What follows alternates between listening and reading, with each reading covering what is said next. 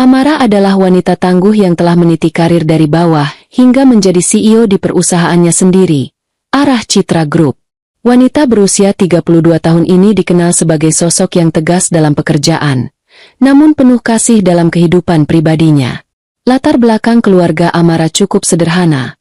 Ia tumbuh dari keluarga pekerja keras yang menanamkan nilai-nilai kemandirian. Dengan kegigihan dan kecerdasannya, Amara berhasil membangun perusahaan yang kini bernilai miliaran rupiah. Meski berada di puncak karir, Amara tetap menjadi pribadi yang rendah hati. Ia tidak pernah memamerkan kekayaannya, bahkan lebih suka menjalani kehidupan sederhana. Ketika bertemu Reza, seorang karyawan di perusahaan distribusi logistik, Amara jatuh hati pada sifat ramah dan pembawaannya yang apa adanya. Reza, dengan usianya yang sebaya, adalah pria yang sederhana dan humoris, sehingga hubungan mereka berjalan mulus hingga ke jenjang pernikahan. Namun, kehidupan pernikahan mereka tidak sepenuhnya bebas dari masalah. Reza berasal dari keluarga yang memiliki pola pikir berbeda. Ibunya, Bu Sri, adalah seorang wanita yang sangat protektif terhadap anak-anaknya, terutama Reza sebagai putra sulung. Bu Sri menganggap pernikahan Reza dengan Amara sebagai sebuah keuntungan, meskipun di balik itu ia sering merasa iri terhadap kesuksesan menantunya. Dalam pandangan Bu Sri, Amara bukanlah sekadar istri Reza, tetapi juga mesin uang yang bisa membantu meningkatkan taraf hidup keluarga mereka. Pada awalnya, Amara tidak terlalu mempersoalkan hal ini. Ia ingin menjaga hubungan baik dengan mertuanya. Terlebih Reza sangat menghormati ibunya. Bu Sri sering meminta uang kepada Amara dengan berbagai alasan, mulai dari kebutuhan rumah tangga hingga biaya pengobatan. Dengan tulus, Amara memberikan bantuan, meskipun beberapa kali ia merasa jumlah yang diminta cukup besar. "Maaf ya, Mara. Bukan maksud ibu mengganggu, tapi keadaan lagi sulit," ujar Bu Sri suatu hari.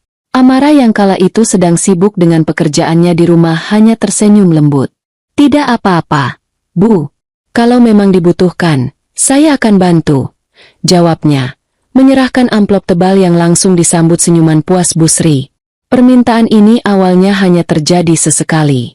Namun, seiring berjalannya waktu, frekuensinya meningkat. Amara mulai merasa ada yang tidak wajar, tetapi ia memilih untuk diam demi menjaga perasaan Reza. Baginya, hubungan keluarga adalah hal yang harus dirawat dengan hati-hati. Namun, diam-diam, ia mulai mengamati gerak-gerik mertuanya. Kehidupan rumah tangga Amara dan Reza awalnya berjalan harmonis. Amara adalah istri yang suportif, sedangkan Reza selalu berusaha menjadi suami yang perhatian. Meski mereka memiliki perbedaan dalam gaya hidup, Amara yang sibuk dengan bisnisnya dan Reza yang memiliki jam kerja lebih santai, mereka saling melengkapi. Di balik senyum hangat Reza, ada rasa bangga terhadap istrinya yang sukses. Namun, Bu Sri tidak bisa menyembunyikan kecemburuannya. Ia seringkali memberikan sindiran halus kepada Amara, terutama saat mereka berkumpul bersama. "Menantu ibu ini memang hebat, ya. Bisa menghasilkan uang lebih banyak dari suaminya," ucapnya dengan nada bercanda yang mengandung makna tersirat. Amara hanya tersenyum, meski hatinya sedikit terusik. Tidak hanya itu, Bu Sri juga kerap membandingkan Amara dengan wanita lain. "Coba lihat si Reni, tetangga sebelah. Meski nggak kaya, dia selalu ngurus suaminya sendiri. Kalau kamu, Mara, pasti sibuk terus ya, jadi nggak sempat masak buat Reza," ujarnya sambil tertawa kecil. Amara, yang sebenarnya pandai memasak dan sering meluangkan waktu untuk suaminya, memilih tidak menanggapi. Meski merasa tidak nyaman, Amara selalu berusaha menenangkan dirinya. Ia percaya bahwa sikap mertuanya hanyalah bentuk ketidakpahaman. Tetapi di sisi lain, ia mulai menyadari bahwa rasa tidak sukanya terhadap Amara mungkin berasal dari sesuatu yang lebih dalam. Entah iri atau rasa tidak puas karena melihat Reza berada di bawah istrinya. Reza, yang tidak menyadari konflik terselubung ini, tetap bersikap biasa. Ia menganggap ibunya hanya bersikap seperti biasanya, tanpa menyadari bahwa ucapannya sering melukai perasaan Amara. Amara tidak pernah mengeluh kepada Reza, karena ia tidak ingin membebani suaminya dengan masalah yang dianggapnya kecil. Namun, seiring waktu, masalah kecil ini mulai menggerogoti hubungan mereka secara perlahan. Ketegangan semakin meningkat ketika suatu hari, Amara menemukan amplop yang sebelumnya ia berikan kepada Busri. Di dalamnya, uang itu masih utuh, tetapi di amplop tersebut terdapat catatan kecil yang bertuliskan, "Ini tabungan buat beli gelang emas." Amara merasa bingung sekaligus kecewa. Alasan permintaan yang disebut untuk kebutuhan penting ternyata tidak sepenuhnya benar. Saat itu, Amara mulai mempertimbangkan untuk berbicara dengan Reza tentang hal ini, tetapi ia ragu. Bagaimana jika Reza tersinggung? Bagaimana jika Reza menganggap Amara tidak tulus membantu keluarganya? Keraguan ini membuat Amara kembali menahan diri. Namun, ia tidak tahu bahwa ini hanyalah permulaan dari masalah yang jauh lebih besar. Hari itu, Amara baru saja pulang kerja. Seperti biasa, ia membawa beberapa oleh-oleh untuk keluarga Reza. Amara selalu berusaha menunjukkan perhatian kepada mertuanya, meskipun seringkali sikap baiknya itu tidak sepenuhnya dihargai. Setibanya di rumah, Amara melihat Reza sedang berbincang dengan Busri di ruang tamu. Wajah Reza terlihat tegang, sementara Busri tampak sedikit gelisah. Begitu melihat Amara, Busri langsung berdiri dan memasang senyum ramah yang terasa dipaksakan. Mara, baru pulang, ya? Capek, ya, kerja terus. Sapa Busri, mencoba mengalihkan perhatian. Amara hanya tersenyum kecil sambil menyerahkan kantong belanjaan. "Ini, Bu, saya bawakan roti kesukaan Ibu." "Oh, nggak usah repot-repot, Mara. Ibu sudah biasa makan yang sederhana saja," jawab Busri, meskipun tangannya langsung meraih kantong itu. Namun, Amara menyadari sesuatu yang aneh. Sejak beberapa minggu terakhir, Busri semakin sering datang ke rumah mereka dengan alasan ingin membantu pekerjaan rumah atau menemani Amara yang sibuk. Tetapi, setiap kali datang, Busri selalu menyelipkan permintaan uang kepada Amara. "Ngomong-ngomong, Mara," ujar Busri setelah beberapa saat, "Ibu butuh bantuan lagi. Ada masalah sedikit dengan rumah kontrakan. Pintunya rusak. Tukang bilang biayanya cukup mahal. Kira-kira kamu bisa bantu, kan?" Amara tersenyum tipis. "Berapa yang dibutuhkan, Bu?" "Ya, nggak banyak kok. Mungkin 5 juta sudah cukup." Amara terdiam sejenak. Ini bukan kali pertama Busri meminta uang dengan alasan serupa. Sebelumnya, ia pernah meminta bantuan untuk memperbaiki atap rumah, membayar tagihan listrik, hingga membeli obat. Amara merasa janggal, tetapi ia tetap menyerahkan uang tersebut demi menjaga kedamaian dalam keluarganya. Namun, semakin sering permintaan ini terjadi, semakin besar kecurigaan Amara. Suatu hari, ia memutuskan untuk berdiskusi dengan Reza. Aku mau ngomong soal ibu," ujar Amara hati-hati saat mereka sedang makan malam bersama.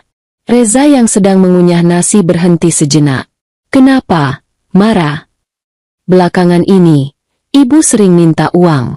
Aku nggak masalah membantu, tapi aku ingin tahu apakah memang benar kondisinya seburuk itu," jelas Amara. Reza mengernyit. "Maksud kamu nggak percaya sama ibu?" "Bukan begitu.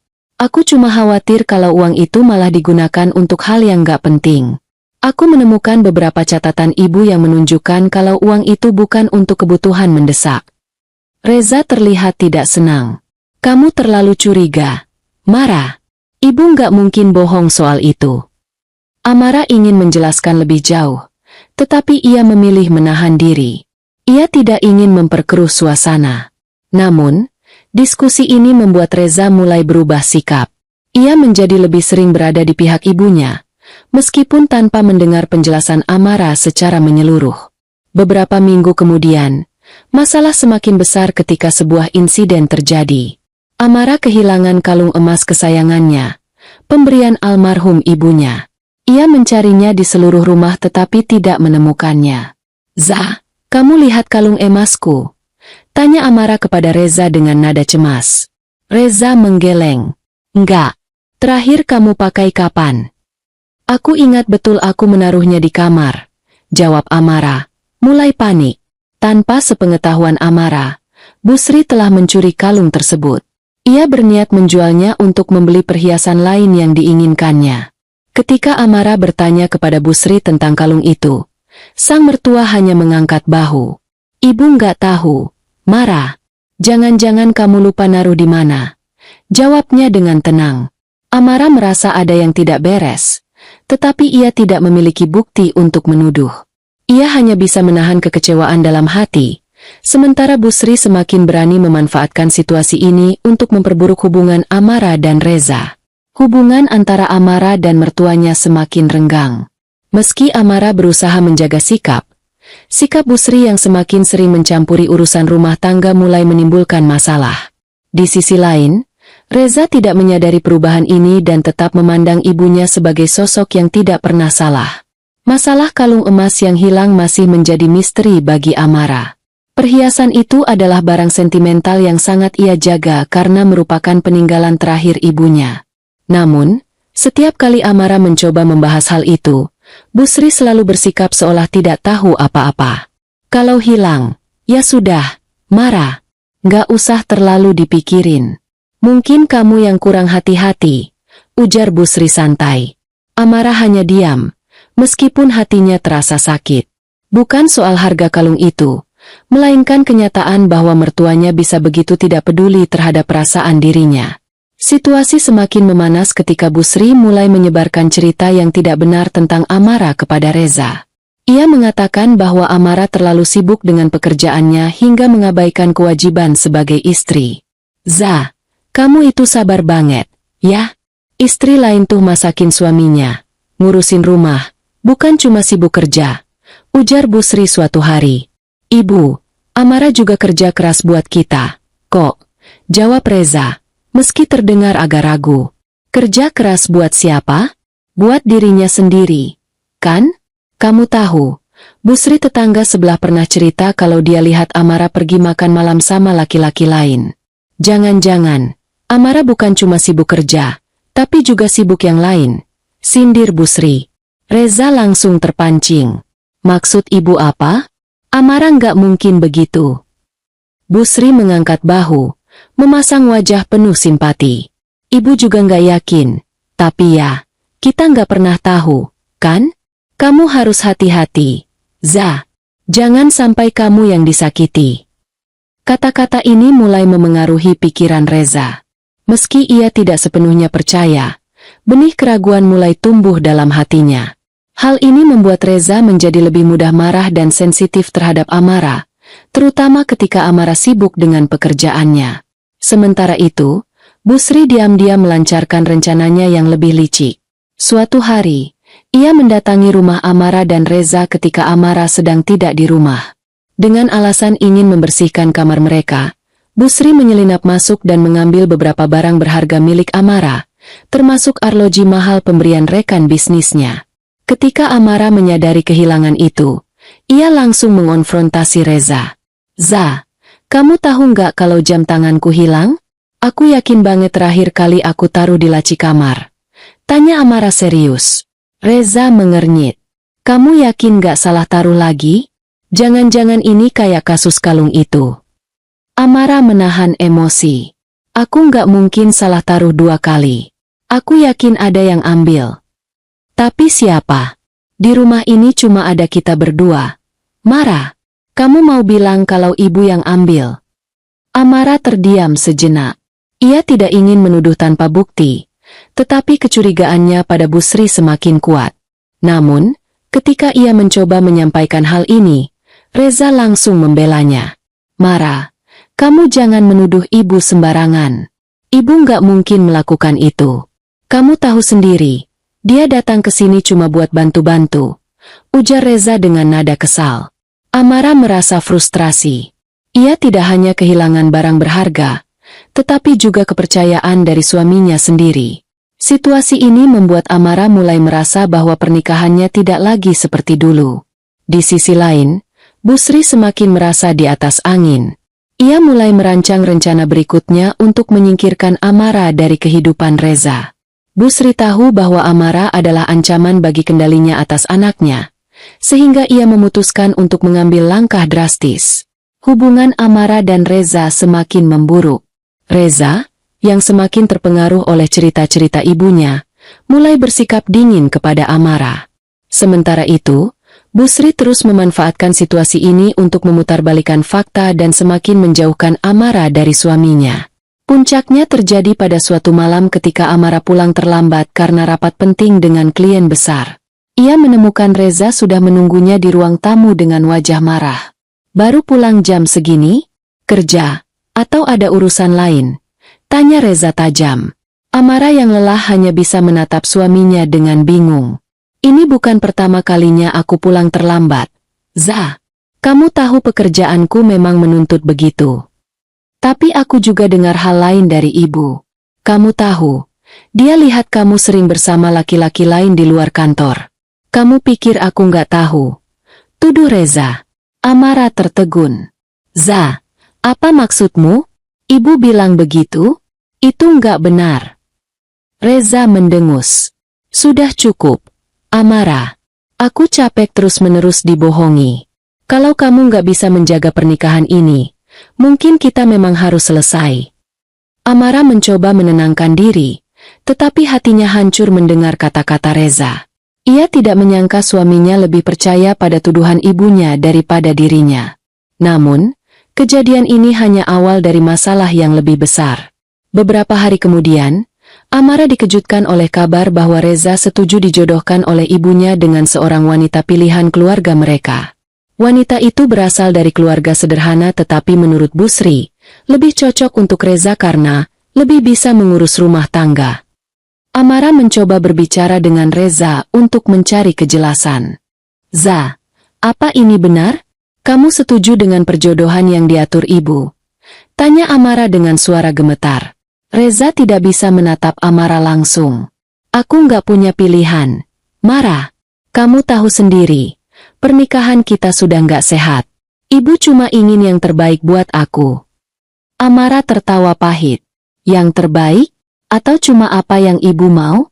Kamu bahkan nggak mau mendengar aku. Kamu lebih percaya kata-kata ibu daripada aku, istrimu sendiri." Amara tahu bahwa tidak ada lagi yang bisa ia lakukan untuk menyelamatkan pernikahan ini. Dengan hati yang hancur, ia akhirnya menyetujui perceraian yang diajukan Reza. Setelah perceraian itu, Reza menikahi wanita pilihan ibunya. Bu Sri tampak puas, merasa telah berhasil menyingkirkan Amara dari kehidupan mereka. Namun, mereka tidak menyadari bahwa Amara masih memiliki pengaruh besar dalam kehidupan Reza, meskipun dari kejauhan. Setelah perceraian yang mengejutkan, kehidupan Reza berubah drastis. Ia menikahi wanita yang dipilihkan oleh ibunya, seorang perempuan bernama Siska, yang dianggap lebih sederhana dan lebih bisa mengurus rumah tangga daripada Amara. Reza mencoba meyakinkan dirinya bahwa ia telah mengambil keputusan yang tepat, meskipun ada rasa kosong di dalam hatinya. Namun, hidup tidak berjalan seperti yang diharapkannya. Reza masih bekerja di perusahaan tempat Amara mengelola bisnisnya, meskipun ia tidak tahu bahwa perusahaannya adalah anak perusahaan dari perusahaan Amara. Di balik layar, Amara tetap menjadi sosok penting dalam dunia bisnis, meskipun ia telah bercerai dengan Reza. Suatu hari, Reza dipanggil oleh atasan di perusahaan tempatnya bekerja untuk rapat mendadak. Tanpa diduga, ia diberitahu bahwa perusahaan tersebut akan mengurangi jumlah karyawan karena terjadi restrukturisasi besar. "Reza, kami sudah mempertimbangkan posisi-posisi yang ada, dan kami rasa perusahaan akan lebih efisien tanpa beberapa orang," kata atasannya dengan wajah datar. Reza terkejut. "Tapi saya sudah bekerja di sini cukup lama. Apakah saya tidak bisa dipindahkan ke posisi lain?" Atasan itu menggelengkan kepala. "Kami sangat menghargai kerja kerasmu, Reza, tapi keputusan ini sudah final. Posisi kamu akan diambil alih oleh orang lain." Reza merasa dunianya runtuh. Ia baru saja bercerai dengan Amara, dan sekarang ia kehilangan pekerjaannya. Satu-satunya sumber pendapatan yang ia miliki kini hilang begitu saja. Setelah pemecatannya, Reza terpaksa pindah kembali ke rumah orang tuanya. Bu Sri, meskipun awalnya tampak senang dengan pernikahan Reza, kini justru mulai menunjukkan wajah aslinya. Setiap hari, Reza merasa semakin tertekan oleh sikap ibunya yang terus-menerus mengingatkan bahwa ia harus berterima kasih karena masih memiliki keluarga, meskipun hidupnya kini jauh dari apa yang ia bayangkan. Di sisi lain, Amara merasa bahwa hidupnya justru semakin membaik setelah perceraian. Perusahaan yang ia pimpin semakin berkembang pesat, dan ia merasa lebih bebas untuk fokus pada karir tanpa gangguan dari Reza atau keluarganya. Namun, Amara tidak bisa menghindari perasaan bahwa ada yang belum selesai dalam kehidupannya. Di saat yang sama, ia mulai mendengar kabar tentang kehidupan baru Reza. Ia mendengar bahwa Siska, istri barunya, mulai menunjukkan sikap tidak sabar karena kondisi ekonomi keluarga mereka yang semakin sulit. Siska yang awalnya tampak tenang dan penyayang, kini mulai menunjukkan sifat aslinya. Ia sering mengeluh tentang kehidupan yang tidak sesuai dengan harapannya. Reza yang kehilangan pekerjaan kini hidup dengan penghasilan yang sangat terbatas, dan Siska mulai merasa bahwa ia membuat kesalahan besar dengan menikahi pria yang kini tampak sangat berbeda dari harapannya. Akhirnya, Siska mengajukan perceraian setelah hanya beberapa bulan menikah dengan Reza. Ia merasa terlalu terbebani dengan hidup miskin dan terus-menerus hidup di bawah bayang-bayang ibu Reza yang dominan. "Reza, aku nggak bisa terus seperti ini. Aku menikah denganmu karena berharap kita bisa menjalani hidup yang lebih baik. Tapi kenyataannya semuanya jauh dari yang aku bayangkan," ujar Siska dengan nada kecewa. Reza yang sudah kehilangan pekerjaan dan merasa hancur hanya bisa terdiam. "Kamu mau bercerai? Kenapa? Kita baru saja menikah." "Ini bukan soal cinta lagi, Reza. Ini soal hidup. Aku nggak bisa terus hidup begini. Maaf. Aku nggak bisa bertahan lebih lama," jawab Siska sambil menangis. Reza merasa hancur. Ia menyadari bahwa kehidupan yang selama ini ia dambakan, dengan mendengarkan ibunya dan mengikuti semua keinginannya, telah menghancurkan masa depannya sendiri. Terima kasih telah mengikuti cerita ini hingga akhir. Semoga cerita ini bisa memberikan inspirasi dan pelajaran tentang pentingnya membuat keputusan yang bijak dalam hidup, serta menjaga hubungan dengan orang-orang yang kita sayangi. Jangan lupa, jika kamu menikmati cerita ini, klik like, share, dan tentunya subscribe ke channel kami agar tidak ketinggalan konten menarik lainnya. Setiap dukungan dari kalian sangat berarti bagi kami untuk terus berkembang dan berbagi lebih banyak cerita yang menginspirasi. Sampai jumpa di video berikutnya.